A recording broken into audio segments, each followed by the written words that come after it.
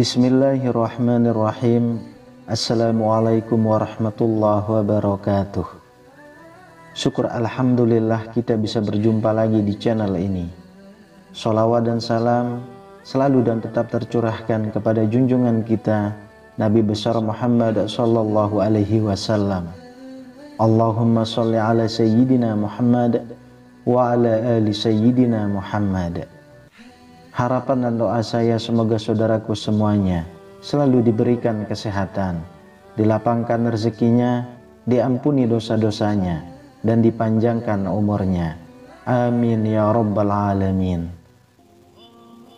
Sahabat beriman yang dirahmati Allah, ada beberapa hal yang bisa membuat seorang suami dianggap berbuat durhaka kepada istri dan akan mendapatkan ganjaran serta mendapatkan laknat dari Allah Subhanahu wa Ta'ala. Beberapa hal tersebut kadangkala tidak disadari oleh sang suami. Lalu apa saja perkara yang dilaknat oleh Allah Subhanahu wa Ta'ala? Yang pertama adalah menjadikan istri sebagai pemimpin rumah tangga. Sebagaimana sabda Rasulullah Shallallahu alaihi wasallam, tidak akan beruntung suatu kaum yang dipimpin oleh seorang wanita. Hadis riwayat Ahmad. Saat ini banyak suami yang malas bekerja dan menyandarkan kebutuhan hidupnya kepada istri, sehingga secara tak langsung menjadikan istri sebagai pemimpin rumah tangga. Lalu yang kedua, tidak memberi uang belanja ataupun nafkah. Sebagaimana sabda Rasulullah Shallallahu alaihi wasallam, seseorang cukup dipandang berdosa bila ia menelantarkan belanja orang yang menjadi tanggung jawabnya. Hadis riwayat Abu Daud. Yang ketiga, tidak melunaskan mahar pernikahan. Sebagaimana sabda Rasulullah Shallallahu alaihi wasallam, siapa saja laki-laki yang menikahi seorang perempuan dengan mahar sedikit atau banyak, tetapi dalam hatinya berarti tidak akan menunaikan apa yang menjadi hak perempuan itu, berarti ia telah mengacuhkannya. Bila ia mati sebelum menunaikan hak perempuan itu, kelak pada hari kiamat ia akan bertemu dengan Allah, yaitu sebagai orang yang fasik. Hadis riwayat Tabrani. Kemudian yang keempat, mengabaikan kebutuhan seksual istri. Suami yang berhubungan intim hanya untuk memuaskan kebutuhannya saja dan tidak peduli pada istrinya, sesungguhnya juga telah berbuat kesalahan. Dari Anas radhiyallahu anhu, Rasulullah sallallahu alaihi wasallam bersabda, jika seseorang di antara kalian bersenggama dengan istrinya, hendaklah ia melakukannya dengan penuh kesungguhan. Selanjutnya bila ia telah menyelesaikan kebutuhannya dan mendapatkan kepuasan, tetapi istrinya belum mendapatkan kepuasan, janganlah ia buru-buru menyelesaikannya sampai istrinya menemukan kepuasan. Hadis riwayat Abdur Razak dan Abu Ya'la Jami Kabir. Lalu yang kelima, berjima ketika istri haid atau melalui dubur. Dari Ibnu Abbas radhiyallahu anhu berkata, Umar bin Khattab datang kepada Rasulullah Shallallahu alaihi wasallam dan ia bertanya, "Ya Rasulullah, saya telah binasa." Beliau bertanya, "Apa yang menyebabkan kamu binasa?"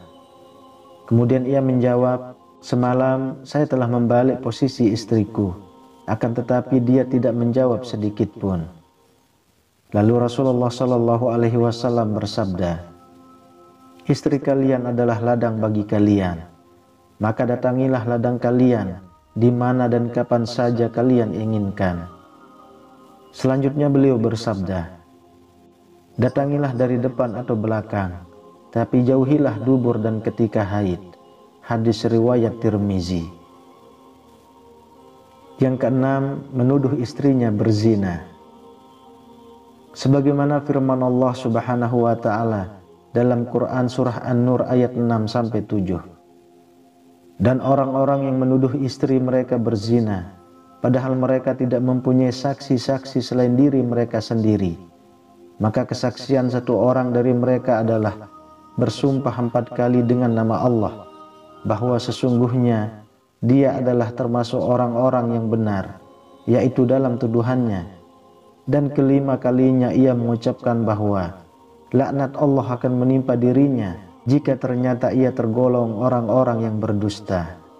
Quran Surah An-Nur ayat 6-7. Kemudian yang ketujuh, memukul dan menjelek-jelekkan istri di hadapan orang lain.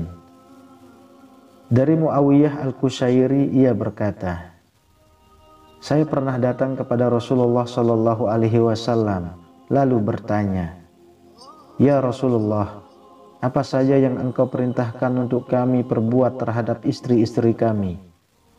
Kemudian Rasulullah Shallallahu Alaihi Wasallam bersabda, janganlah kalian memukul dan janganlah kalian memburuk-burukkan mereka. Hadis riwayat Abu Daud. Sahabat beriman yang dirahmati Allah, demikianlah pembahasan 7 perkara yang membuat Allah akan melaknat suami yang berbuat 7 perkara itu kepada istri. Semoga kita sebagai suami bisa kita hindarkan 7 perkara itu. Dan untuk para istri, jika suami Anda melakukan perbuatan 7 perkara tersebut, ingatkanlah bahwa perbuatan tersebut adalah mengundang laknat Allah kepada suami. Wallahu a'lam bishawab. Demikian yang bisa saya bagikan, semoga bermanfaat untuk kita semua.